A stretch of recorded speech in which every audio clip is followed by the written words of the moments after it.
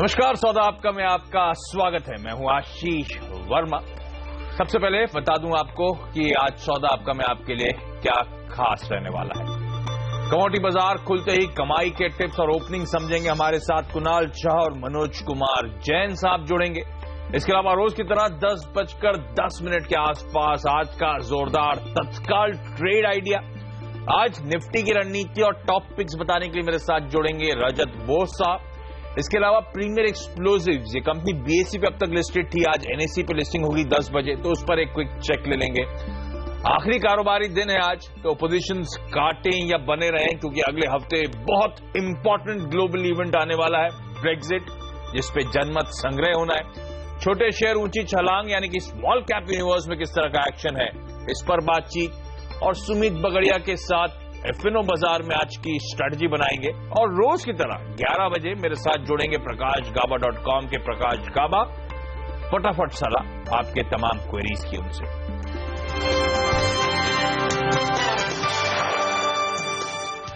लेकिन सबसे पहले रुख कमोडिटी मार्केट्स का।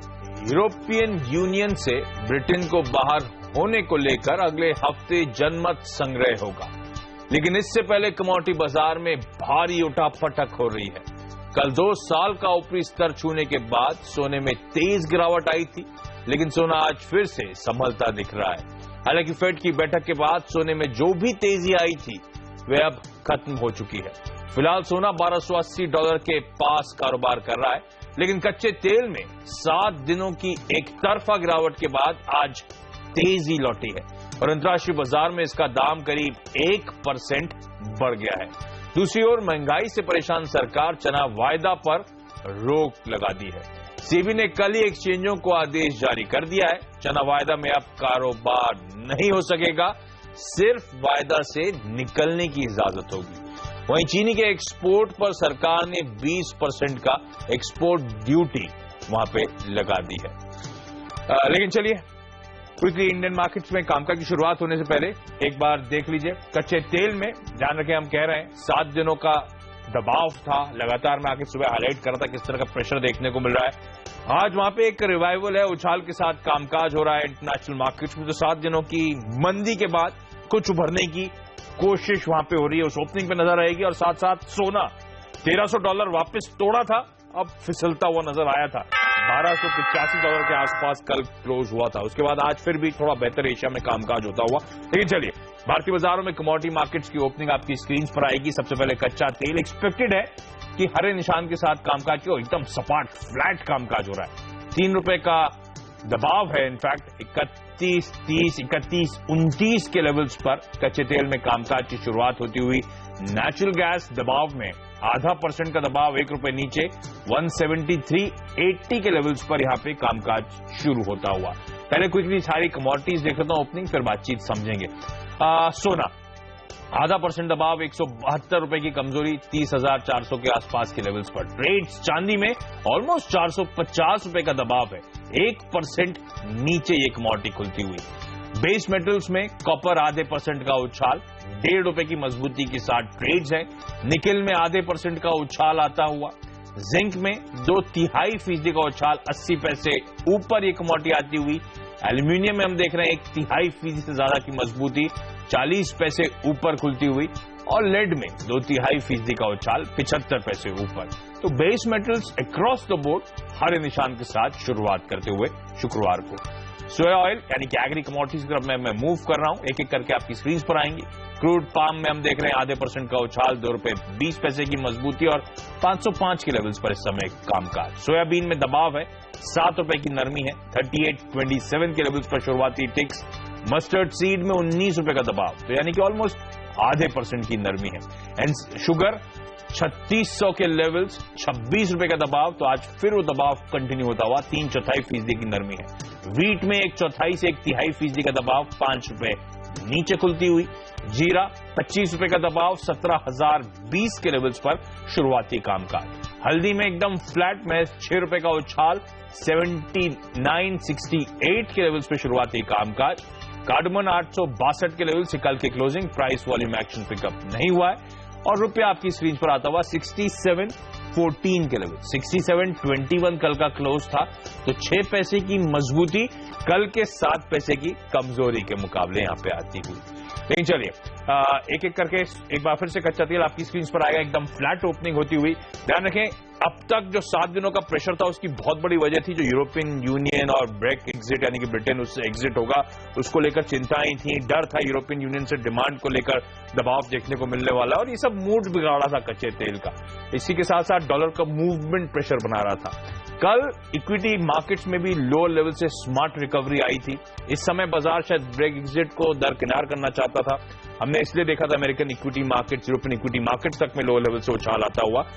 और वैसे भी जैसे कल वो आपने सुना होगा, मेंबर ऑफ पार्लियामेंट एक जो कॉक्स थी लेबर पार्टी की, यूके में उनकी गोली मारकर हत्या कर दी गई। उसके बाद एक कहा जा रहा है कि शायद जो पलड़ा है वो भारी होता हुआ नजर आएगा उनका, जो ब्रिटेन में रुकना चाहते हैं। तो ये सब इंपैक्ट करता हुआ था, इसलिए कच्चे तेल में भी उछाल था। इंडियन मार्केट्स में एकदम सपाट शुरुआत होती हुई। लेकिन चलिए कमोडिटी की ओपनिंग समझते हैं। निर्मल बंग कमोडिटीज के कुणाल शाह और इंडियन निवेश कमोडिटीज के मनोज कुमार जैन मेरे साथ जुड़े हैं। कुणाल, सबसे पहले तो मैं आपसे सोने पे कॉल लेना चाहूंगा। $1300 के पार गया था, $1304, $1305। उसके बाद दबाव बना था और एक स्मार्ट मूव के बाद हम $1300 के वापस ऊपर चले गए थे। कल दबाव के साथ कामकाज हो रहा था। मैं सोने का मूव कैसे देखूं? यहां से क्या ये रेफरेंडम जो गुरुवार को आने वाला है उससे पहले खरीदारी कंटिन्यू रहने वाली है सर, या अब नर्वसनेस यहां पे भी क्रीपन हो रही है? ट्रेड क्या बनता है? ये अनसर्टेनिटी कम होने के कारण थोड़ा प्रॉफिट टेकिंग आया है मार्केट्स में, कि सबको लग रहा है कि ये जो रेफरेंडम होगा उसमें पार्टीज जिसको ऐसा चाहिए कि ब्रिटेन एग्जिट ना हुए उसको थोड़ा समर्थन मिलेगा, इमोशनल एस्पेक्ट मिलेगा। सो ऑलरेडी गोल्ड करेक्ट हो चुका है।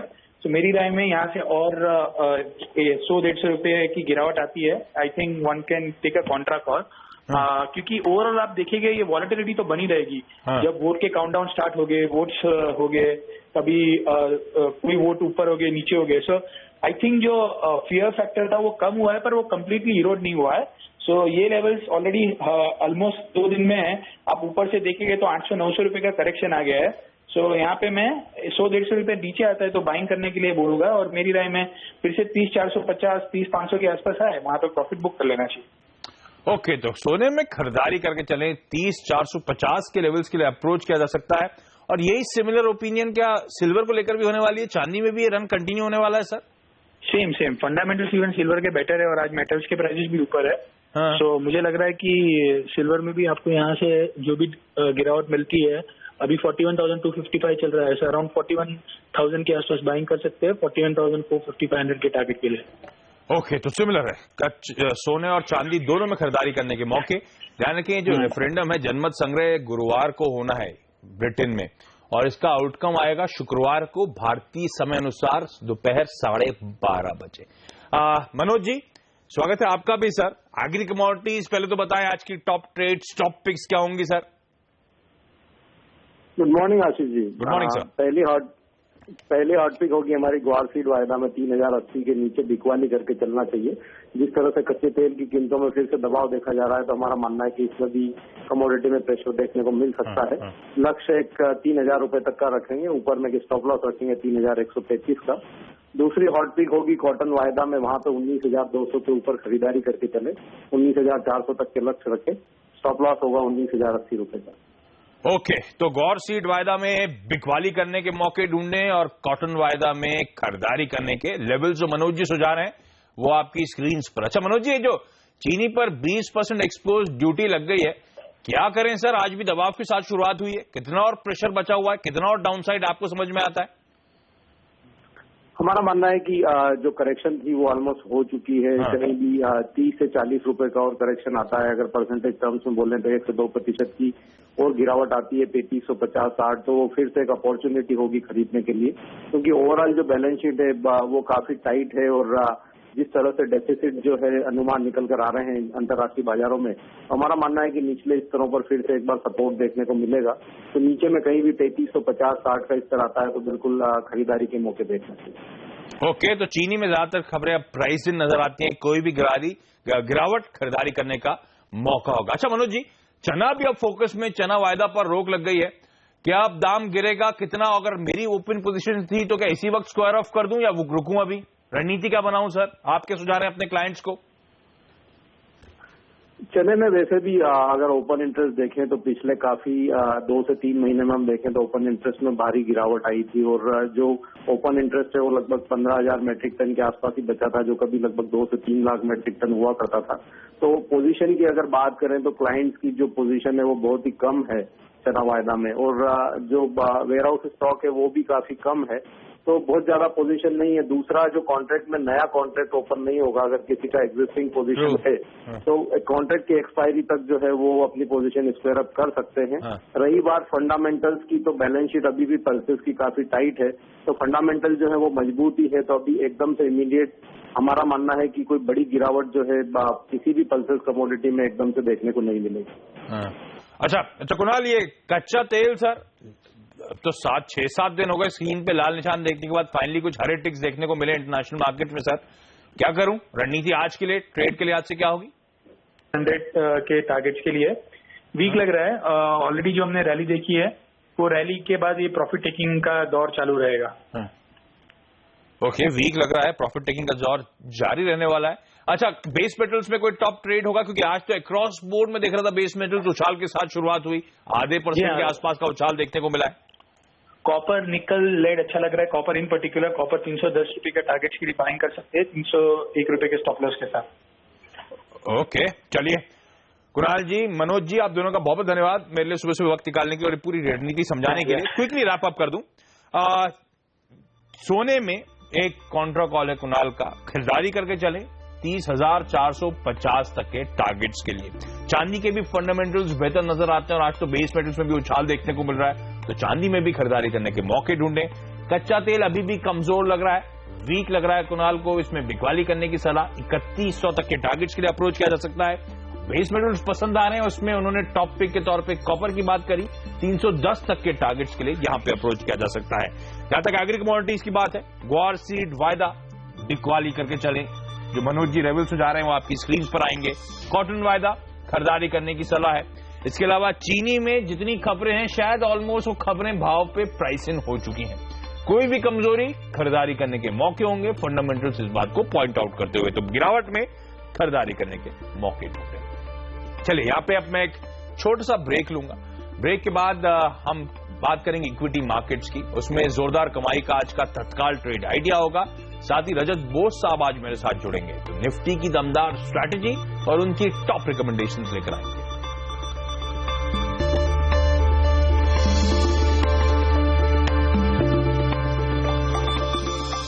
ब्रेक के बाद आपका स्वागत है और बाजार की बात करें उससे पहले बता दें मौजूदा बाजार में वो ट्रेडिंग आइडिया जिससे आप कर सकते हैं जोरदार कमाई। वक्त है तत्काल ट्रेड आइडिया का, और आज का तत्काल ट्रेड आइडिया है फर्स्ट स्टेप कैपिटल के मैनेजिंग डायरेक्टर कुणाल दायमा की तरफ से। इनका मानना है सिंडिकेट बैंक, इसमें आप खरीदारी करके चलें। 74 के इंट्राडे में टारगेट्स 70 रुपए 70 पैसे के लेवल्स पर, लेकिन अपना स्टॉप लॉस लगाना न भूलें।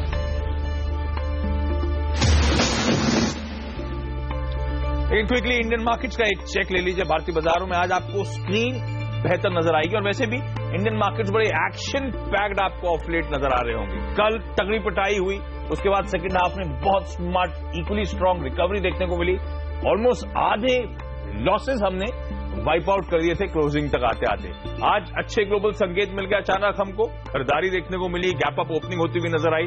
अभी भी भारतीय बाजार 1/3% के आसपास के उछाल के साथ कामकाज करते हुए आपको नजर आएंगे। हालांकि ऊपरी गेन से कुछ, ऊपरी लेवल से कुछ ठंडे जरूर पड़े। Mid cap small cap universe में भी हम देख रहे हैं ऑलमोस्ट आधे % के आसपास के उछाल के साथ कामकाज, इसलिए आज की मार्केट ब्रेथ भी बेहतर आपको नजर आएगी। और ये तेजी इसीलिए क्योंकि कल यूएस में एक बहुत स्मार्ट इंट्राडे में रिकवरी आई, लोअर लेवल से ट्रिपल डिजिट रिकवरी थी वो। यूरोप में आज जाते जाते सेशन के क्लोज में एक बहुत स्मार्ट रिकवरी आई, हालांकि फिर भी यूरोप 1/4 आधे % के दबाव के साथ बंद हुआ, लेकिन लोअर लेवल से आखिरी 15-20 मिनट में बहुत स्मार्ट रिकवरी इस मार्केट में थी। एशिया की आज मजबूत शुरुआत हुई, कल निकेई 500 पॉइंट दबाव में था, आज येन के मूवमेंट के चलते कम से कम 200-250 पॉइंट उसमें से यानी कि आधे लॉसेस हमने वाइप आउट कर दिया आज मजबूती के साथ। एशिया में भी कामकाज होता हुआ, और इसी तर्ज पे एसजीएक्स निफ्टी मजबूती इंडिकेशन दे रहा था और हमारे बाजार भी अच्छे खुले, लेकिन ऊपरी लेवल्स पे सस्टेन करना थोड़ा सा चैलेंजिंग, थोड़ा सा डॉन्टिंग टास्क। 8170 तो 8150 के ऊपर बने हुए, लेकिन 8170 के आसपास के लेवल्स पर कामकाज होता हुआ। लेकिन इससे पहले मैं रजत जी से बातचीत की शुरुआत करूं, क्विकली स्मॉल कैप यूनिवर्स में किस तरह का एक्शन हो रहा है। मेरे साथ मेरी सहयोगी पूजा त्रिपाठी अब जुड़ रही है। पूजा, किस तरह का एक्शन, किस तरह की गतिविधि छोटे स्पेस में देखने को मिल रही है?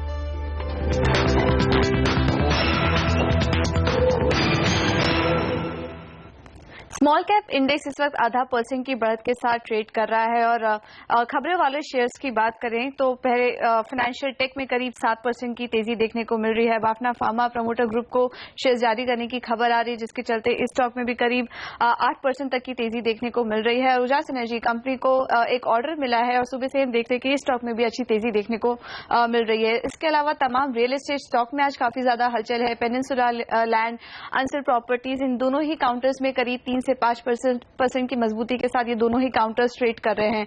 और केमिकल स्टॉक्स में भी आज तेजी है। किरी इंडस्ट्रीज की अगर बात करें तो लगातार तेजी का मोमेंटम बन रहा है और पिछले एक हफ्ते से देखें तो 30% से ज्यादा का रिटर्न ये स्टॉक कमा के दे चुका है। उसके अलावा कनौरिया केमिकल्स और तिरुमलाई केमिकल्स में भी अच्छी मजबूती देखने को मिल रही है। इंफ्रा स्टॉक्स की बात करें तो उस स्पेस में भी हलचल है। MEP infra, ARSS infra, supreme infra, इन सभी में करीब 3 से 3.5% की मजबूती देखने को मिल रही है। कुछ और स्टॉक्स की बात करें जहां पर दबाव है तो उसमें शुगर स्टॉक लगातार दूसरा दिन है जिसमें दबाव देखने को मिल रहा है और शुगर पर 20% एक्सपोर्ट ड्यूटी की खबर आ चुकी है, जिसकी वजह से हम सुबह से ही देख रहे हैं तमाम शुगर कंपनीज में दबाव है। पुनी शुगर्स, उगर शुगर्स और शुगर्स, इन सभी में करीब 6 से 7% की कमजोरी देखने को मिल रही है। और कुछ और स्मॉल कैप लूजर्स की बात करें तो मैक्सवेल इंडस्ट्रीज कल की तेजी के बाद आज मुनाफा वसूली देखने को मिल रही है। स्टॉक में करीब 4% तक की आसपास की कमजोरी। टाटा मेटालिक्स ये लगातार दूसरा ट्रेडिंग का सेशन है जिसमें कि स्टॉक ने लोअर सर्किट टच किया है और नागार्जुना फर्टिलाइजर्स में भी करीब 5% की कमजोरी देखने को मिल रही है। ओके, तो ये स्मॉल कैप यूनिवर्स का एक्शन आपके लिए, लेकिन आप रजत के बोस.com के रजत बोस मेरे साथ जुड़े। रजत सर, बड़ा कंफ्यूजिंग है, बड़ा एक्शन पैक्ड है। अगर लकी हूं मैं इस वोलेटिलिटी में, सही साइड पे तो अच्छा खासा मुनाफा है, पर हार्डली मुझे लगता है ऐसा कोई लकी होगा इतनी वोलेटिलिटी में। मैं कैसे ट्रेड करूं सर? हफ्ते का आखिरी ट्रेडिंग सेशन है, सामने वो बहुत बड़ा इवेंट ब्रेक एग्जिट का खड़ा हुआ है, रेफरेंडम जनमत संग्रह पे वोटिंग होने वाली है। क्या हिम्मत करूं? ये जो स्क्रीन पर हरा दिख रहा है कुछ अच्छे इंडिकेशंस हैं, या फिर ये उछाल एक मौका है मेरे लिए पोजीशंस काटने के लिए या फिर इनिशिएट करने के लिए बिकवाली की? देखिए, जो चीज मैं आपका दर्शकों को कहना चाहूंगा वो ये है कि पिछले 4 दिन का एक ट्रेडिंग रेंज बन चुका है। नीचे में 8080 से लेकर 8060 तक का सपोर्ट जोन और ऊपर में 8200 से लेकर 8220 का स्ट्रॉन्ग रेजिस्टेंस जोन। तो ये इसमें आपने जैसा कहा है कि काफी वोलेटाइल है, तो वोलेटाइल सिचुएशन में ट्रेडर्स को buy weakness sell strength strategy अपनाना चाहिए। जब आप देखेंगे कि अपना ये जो रेंज अपने ऑलरेडी डिफाइन हो चुका है, क्योंकि 4 दिन का ऑलरेडी ट्रेड हो चुका है, तो ये जो रेंज की ऊपर की तरफ में इस लेवल पे खरीदारी करने में, एटलीस्ट इंडेक्स और इंडेक्स बेस्ड स्टॉक्स में खरीदारी करने में भला नहीं होगा, क्योंकि कभी भी एक बार नीचे की तरफ मूवमेंट हो सकता है। तो इसीलिए आप या तो 8220 पार कर ले तब जाके इंडेक्स बेस्ड स्टॉक्स या इंडेक्स में लॉन्ग कीजिए, और नहीं तो यहां से अगर मुड़ना चालू करे तो आप यहां पे शॉर्ट ले सकते हैं। शॉर्ट पोजीशन 8230 के ऊपर में स्टॉप लगा के आप शॉर्ट पोजीशन लीजिए। नीचे उम्मीद करिए कि 8150 से लेकर 8130 का लेवल मिनिमम टेस्ट होने की पॉसिबिलिटीज है।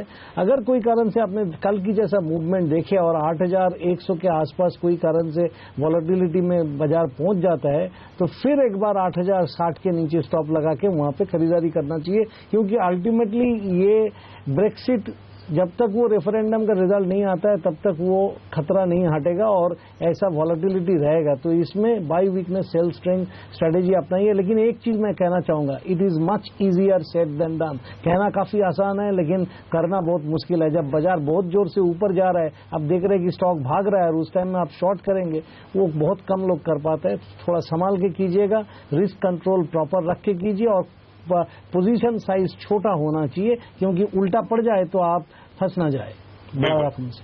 तो वैसे भी थर्सडे, इनफैक्ट फ्राइडे 12:30 बजे दोपहर पे क्लैरिटी आएगी वो ब्रेक्सिट का रेफरेंडम यानी कि जनमत संग्रह की जो वोटिंग हुई थी उसका आउटकम क्या है, ब्रिटेन ईयू का हिस्सा रहता है या नहीं। तो तब तक क्योंकि अनसर्टेनिटी, अनिश्चितता है, वोलेटिलिटी, अस्थिरता भारतीय बाजारों में देखने को मिलेगी। एक रेंज होगी, उस रेंज को आपको स्मार्टली प्ले अप करना है, जो रजत साहब हाईलाइट करते हुए 80, 60, 80, 80 डाउन साइड पे, 82, 100, 82, 20 अप साइड पे। तो ऊपर लेवल्स पे आता है तो बिकवाली करना, नीचे लेवल्स पे आता है इस जोन के, इस बैंड के, तो वहां पे खरीदारी करने के मौके ढूंढने चाहिए। लेकिन चलिए फिलहाल एक छोटा सा ब्रेक लूंगा। पूजा ने कई सारे स्मॉल कैप स्टॉक्स को हाईलाइट करा था जो एक्टिविटी में अच्छी गतिविधि वहां पे देखने को मिल रही है। इस पूरे पैक में से क्या रजत सर को कुछ पसंद आता है, साथ साथ उनके specific trading ideas, best bet इस समय क्या नजर आते हैं, उस पर बातचीत करूंगा इस छोटे से ब्रेक के बाद।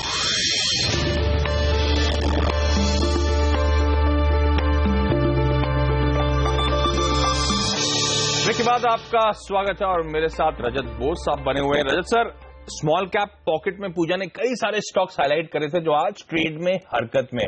मैं उस स्पेसिफिक यूनिवर्स से जानना चाहता हूं, कोई आपकी टॉप पिक्स, टॉप बेट्स या तो आपकी या फिर जो पूजा ने हाईलाइट करा था उनमें से आपको कुछ पसंद आ रहा हो?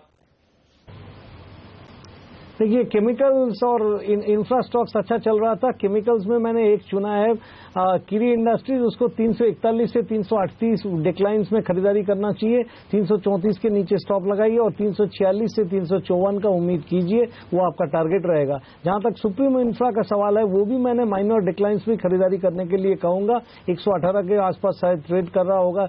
114 के नीचे स्टॉप लगाइए, 123 का टारगेट मान के।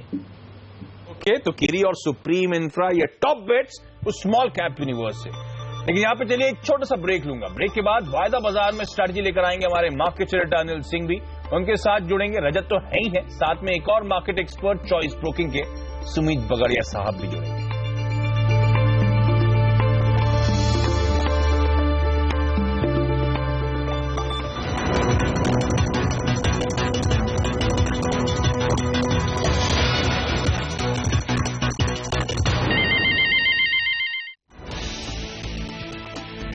अच्छे ग्लोबल संकेतों के बाद भारतीय बाजारों में भी शानदार तेजी। सेंसेक्स 150 अंक ऊपर, मिड कैप शेयरों में उछाल, बैंक और ऑटो शेयरों में मजबूती। रियल्टी शेयरों में आज हो रही है अच्छी खरीदारी। आज सेबी की बोर्ड बैठक में रियल इन्वेस्टमेंट स्टेट ट्रस्ट पर नियमों में डील देने पर हो सकता है विचार। चीनी शेयरों में आज जोरदार मुनाफा वसूली, शेयर 5 से 7% फिसले। कीमतें काबू में करने के लिए सरकार ने लगाई 20% एक्सपोर्ट ड्यूटी। भारतीय इंफ्राटेल पर घट रहा है एफआई ब्रोकरेज हाउसेस का भरोसा। Bank of America Merrill Lynch के डाउनग्रेड के बाद गोल्डमैन सैक्स ने भी दी बिकवाली की राय, शेयर 2.5% फिसला, एक हफ्ते में 11% की गिरावट। इंश्योरेंस सेक्टर में कंसोलिडेशन का दौर शुरू, एचडीएफसी लाइफ और मैक्स लाइफ में मर्जर के लिए बातचीत, आज बोर्ड बैठक में लग सकती है मुहर। और चने की कीमतों में भारी बढ़त के बाद सेबी सख्त, नए कॉन्ट्रैक्ट नहीं होंगे लॉन्च, मौजूदा कॉन्ट्रैक्ट में ताजा पोजीशन बनाने पर भी रोक।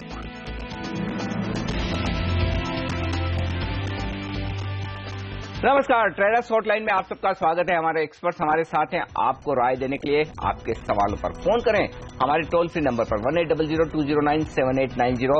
व्हाट्सएप नंबर नोट कर लें 7045220000। हमारे दोनों एक्सपर्ट्स रजत बोस आपको देंगे तकनीकी राय, हमारे साथ हैं इस वक्त, और साथ ही हमारे एक और एक्सपर्ट आपके साथ जुड़ चुके हैं, सुमित बगड़िया, वायदा कारोबार की रणनीति समझाने के लिए। तो चलिए शुरुआत करते हैं सीधे सुमित के साथ। सुमित बताइए क्या ट्रेड है इस वक्त आपका निफ्टी पर? Good morning Anil ji.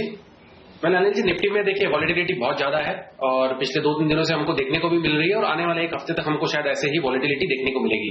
Immediate resistance 8300, short term support 8080 और ओवरऑल सपोर्ट 8000 का लेवल निफ्टी में इस रेंज के बीच में घूमता हुआ नजर आ रहा है। अभी आज इंट्राडे हमको गैप अप ओपनिंग मिला है और ऊपरी लेवल्स पे ट्रेड कर रहा है, तो थोड़ा सा अगर रिट्रेसमेंट मिल जाता है 8150 8140 के लेवल्स के आसपास, तो वो बाइंग अपॉर्चुनिटी होगी निफ्टी के अंदर। फिलहाल स्टॉप लॉस रखना होगा 8080, स्ट्रिक्ट स्टॉप लॉस से काम करें और जिसको एग्रेसिवली ट्रेड लेना हो वही करे, जो रिस्क नहीं ले सकता वो एक बार नहीं करे क्योंकि वॉलेटिलिटी बहुत ज्यादा है।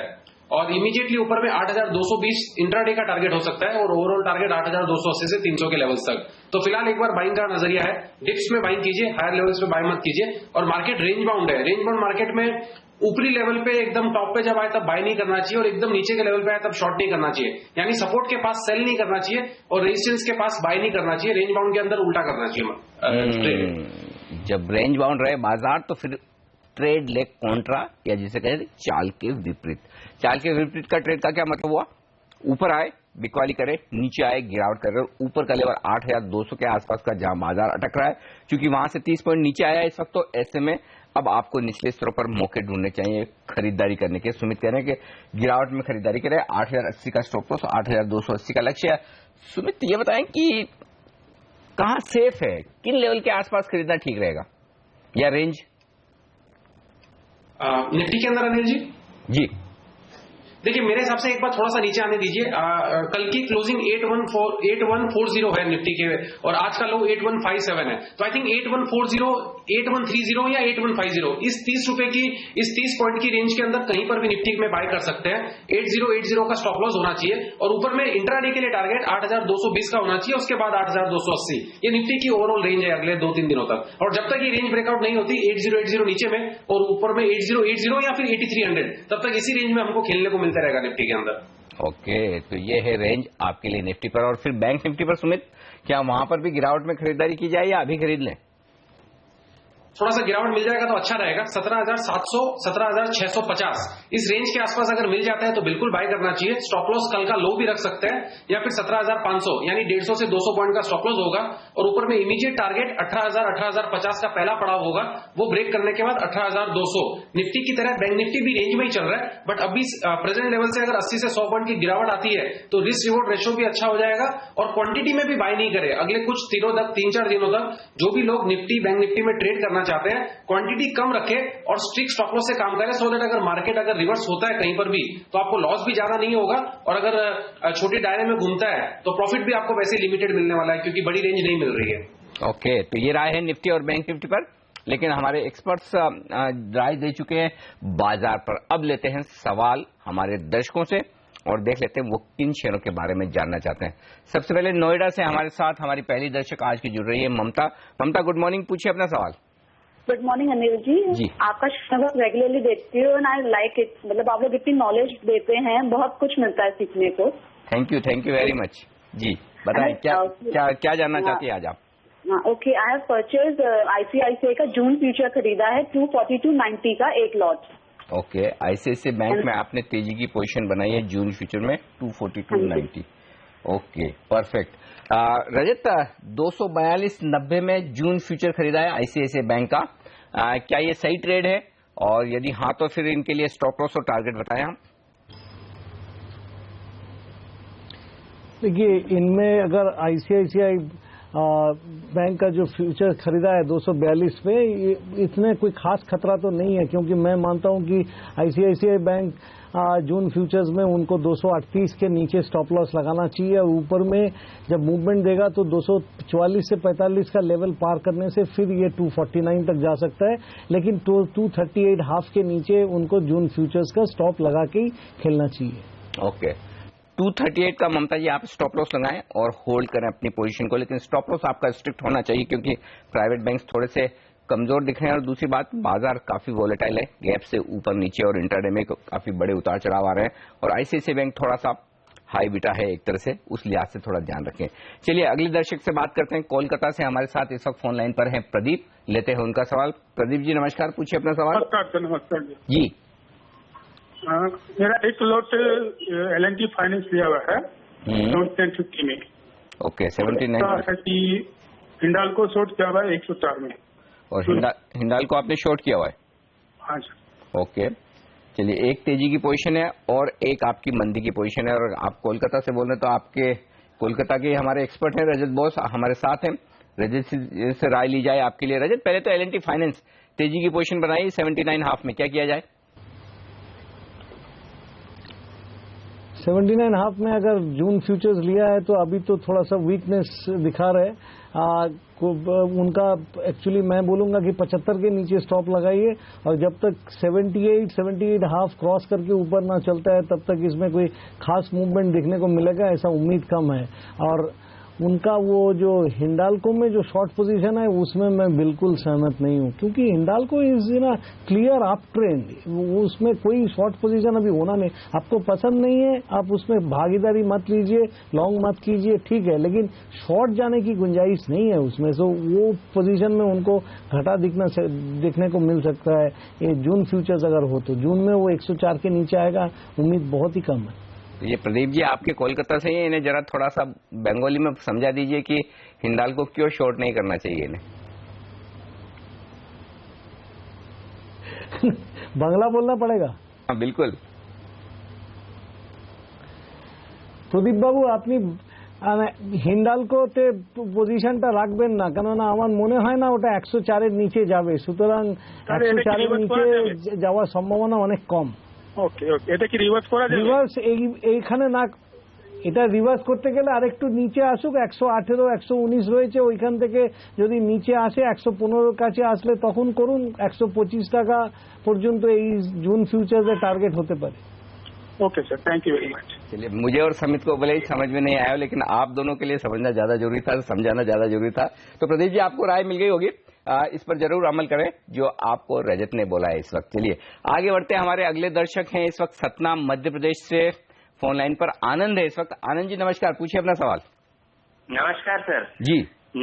सर मेरे पास आइडिया में 100 का पुट है 2.45 में। ओके, तो अभी मैं उस पर होल्ड करूं या प्रॉफिट थोड़ा सा ही हो रहा है वो निकल जाऊं मैं उसमें? चलिए, पुट खरीदा यानी कि आपने बनाई है मंदी की पोजीशन। पूछते हैं सुमित से। सुमित, टेलीकॉम स्टॉक्स वैसे तो ढीले हैं, आइडिया में पुट लेने का इरादा, इनका जो ट्रेड है वो सही है ना? ये बिल्कुल Anil ji, mostly telecom stocks में वीकनेस देखने को मिल रही है और आइडिया तो सबसे ज्यादा वीकनेस दिखा रहा है। इसने पिछले 1-2 दिनों के अंदर, लास्ट 2 दिनों के अंदर 100 रुपए के नीचे सस्टेन भी किया था 9850 99 के लेवल्स के आसपास। तो इनका वैसे पोजीशन तो सही है, बस अभी एक बार एक स्टॉप लॉस लगा रहे हैं क्योंकि बहुत ज्यादा ओवरसोल्ड है, तो रिबाउंड जब भी लेगा तो सडन लेगा। तो अगर एक बार ये 98 का लेवल ब्रेक करता है तो इनको 95 94 तक के भी लेवल्स देखने को मिल सकते हैं। बट स्ट्रिक्टली आप ध्यान रखें 98 का लेवल ब्रेक करना जरूरी है। अगर ये रिवर्स होता है तो 102 के ऊपर ये एक बार शॉर्ट टर्म में तेजी में आएगा, जिसके अंदर 108 110 के लेवल दिखा सकता है। तो आपको स्पॉट लेवल के हिसाब से 102 का स्टॉप लॉस रखना है अपने 100 रुपए के पुट के अंदर। और अगर ये 98 का लेवल ब्रेक करता है तो जून के अंदर आपको 95 से 94 के लेवल्स देखने को मिलेंगे। वो केस के अंदर आपको आपके पुट में अच्छा मुनाफा होने की पॉसिबिलिटी है। 102 रुपए का स्टॉप लॉस लगाए स्पॉट लेवल के हिसाब से। चलिए, तो अभी चल रहा है 100 रुपए 35 पैसे। आनंद जी, आपको 1.5 रुपए 2 रुपए की रिस्क रखनी है। यहाँ पर 102 के पार निकले कैश में तो आप अपना ये पुट का पोजीशन कवर कर लें, नहीं तो होल्ड करें। 98 टूटने के बाद तो पैसा और अच्छा बनेगा। तो आपने ट्रेड तो सही लिया है, बस बाजार अगर आपका साथ देगा तो इसमें पैसा अच्छा बन जाएगा। चलिए, वक्त एक ब्रेक का, ब्रेक के बाद लौटेंगे। सुमित से लेंगे हम उनकी टॉप ट्रेडिंग पिक्स, वायदा कारोबार की और साथ ही ऑप्शंस की रणनीति भी। और दर्शकों के सवाल तो हमें ले रही है, बने रहिए हमारे साथ ब्रेक के बाद भी।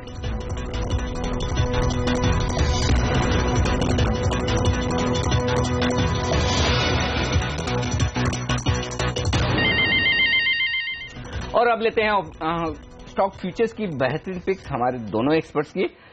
सुमित बगड़िया भी और रजत बोस ने भी हमें पिक्स भेजी हैं। पहले सुमित आप बताएं, आपने चुना है HDIL और साथ ही कैन बैंक, ये 2 स्टॉक आपने चुने। और HDIL का तो आपका कॉल है, और पहले फ्यूचर्स बता दीजिए कैन बैंक और जिंदाल स्टील।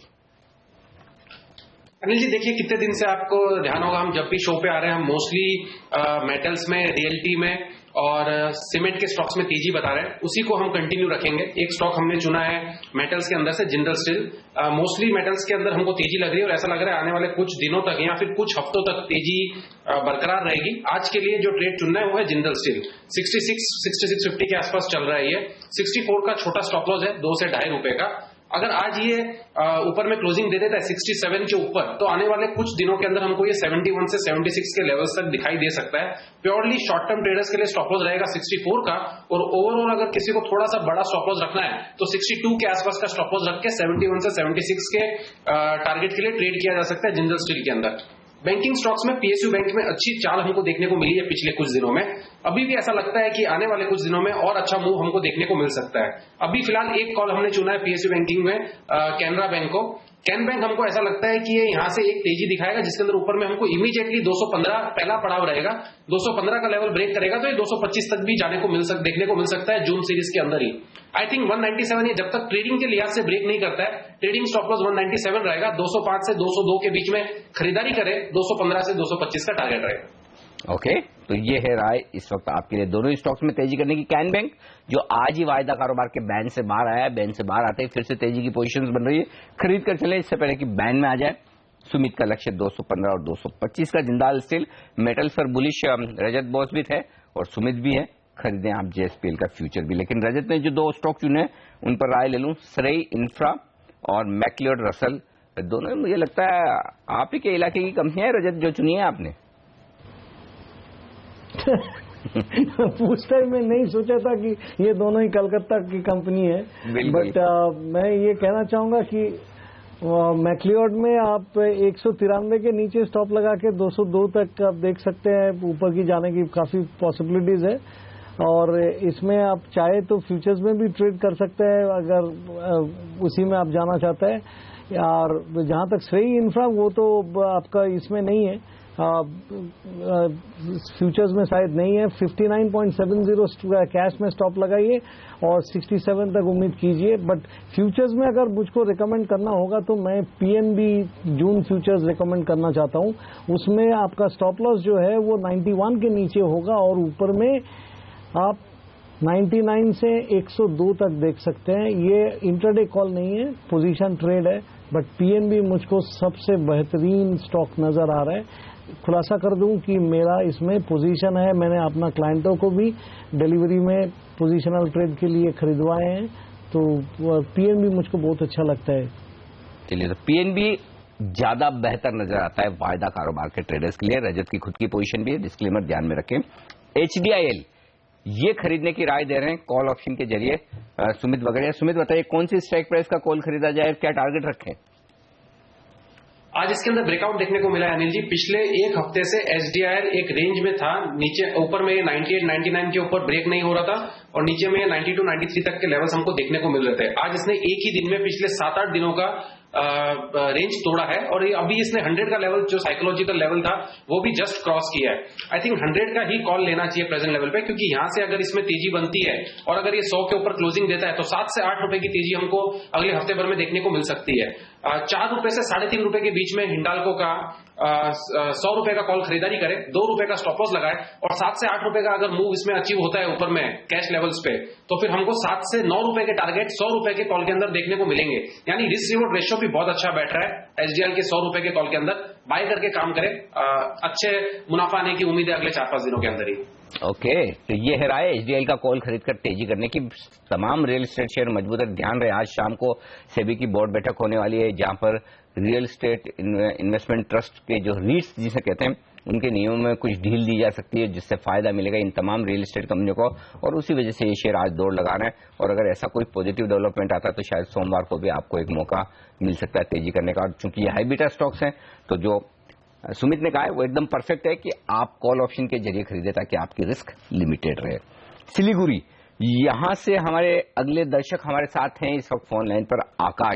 आकाश जी नमस्कार, पूछिए अपना सवाल। नमस्कार सर, पहले तो सीएनबी साहब को शुभकामनाएं हैं। Thank you sir, thank you very much. तो एक्चुअली सर मेरा पास 230 का जो का कॉल है ओएनजीसी का 5 लॉट 2 रुपया का भाव में, तो उसको अभी क्या करें हम? ओएनजीसी का आपने कॉल खरीदा है 230 रुपए की स्ट्राइक प्राइस का 2 रुपए में, तेजी की पोजीशन बनाई है। सुमित जरा बताइए, 230 का कॉल खरीदा है, अभी दाम थोड़ा घटकर 60 पैसे के आसपास रह गया, इन्होंने 2 रुपए में खरीदारी की है। क्रूड थोड़ा नीचे आया तो ठंडा हुआ है ओएनजीसी, क्या करना चाहिए? होल्ड करें, पैसा बन जाएगा जून सीरीज में या निकल जाना ठीक है? देखिए अनिल जी, ओएनजीसी के लिए 15 रुपए का ऊपर का कॉल थोड़ा सा डिफिकल्ट लग रहा है क्योंकि ओएनजीसी ने पिछले 6 महीने के अंदर नीचे में 205 और ऊपर में 220 इस रेंज में घुमा है। तो इस रेंज का ब्रेकआउट आना बहुत जरूरी है। जब तक ये 220, 221 का लेवल ब्रेक नहीं करता है, 230 के कॉल में हमको चाल देखने को बहुत कम मिलेगी।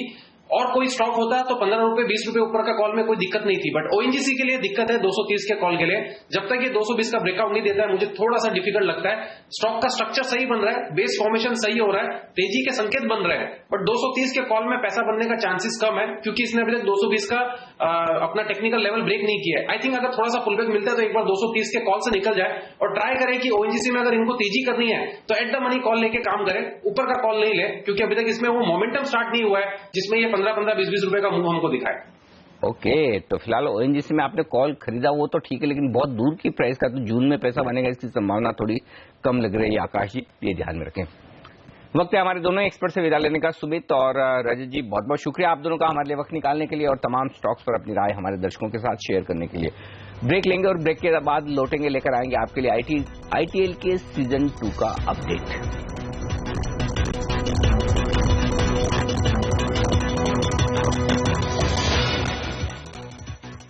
और चलिए अब लेते हैं आईटीएल के सीजन 2 का अपडेट। देख लेते हैं ट्रेडर्स लीग में कौन है नंबर 1 पर। सुयोग पाटिल 103% की कमाई की है इन्होंने कल के ट्रेडिंग सेशन में और ये हैं विनर। अब देख लीजिए कमोडिटीज लीग में कौन विनर है, किसने सबसे ज्यादा कमाई की है। और कमोडिटीज लीग में कमाई करने में सबसे आगे राहुल बागड़ी रहे हैं 72% के कमाई के साथ। और महिलाओं की लीग में किस तरह की परफॉर्मेंस वीकली चल रही है वो देख लीजिए। रूपाली कुमारी इन्होंने 118% की कमाई करके सबसे बेहतरीन यहाँ पर पोजीशन हासिल की है। पाटिल साहब, अच्छा इससे पहले कि हम उनसे बात करें, ये देख लीजिए top traders Nifty bank Nifty तो आपको हमेशा दिखते हैं। एसबीआई अब भी ट्रेडर्स का पसंदीदा काउंटर बना हुआ है। हाँ, आज एक इंटरेस्टिंग स्टॉक आया इस लिस्ट में और वो है वेदांता, यानी कि ट्रेडर्स वेदांता पर बड़े एक्टिव है, आप भी रेडार पर रखिए। चलिए बात करते हैं जो हमारे ट्रेडर्स की लीग के विनर है सुयोग पाटिल साहब फोन लाइन पर है हमारे साथ। पाटिल साहब सबसे पहले तो आपको बधाई, आपने अच्छी कमाई की है। बताइए क्या ट्रेड्स लिए थे आपने कल? Actually thank you Anil ji. पहले जी एक CNBC हाउस ने हमें चांस दिया है कि हम ट्रेडिंग में भाग ले सके और पड़ेंगे जी।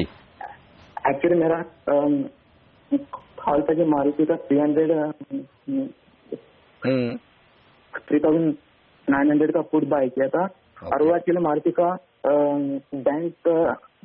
बैंक ऑफ जापान का न्यूज और वो डबल टॉप बनाया था।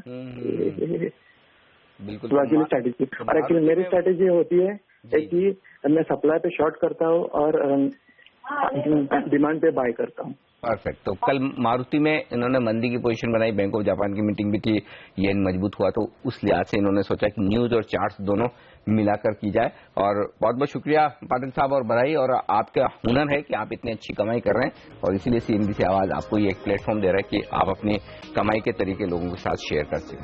चलिए ट्रेडर्स हॉटलाइन में आज के लिए इतना ही। वक्त एक छोटे से ब्रेक और ब्रेक के बाद फिर से आने वाले हैं आशीष वर्मा सौदा आपका लेकर।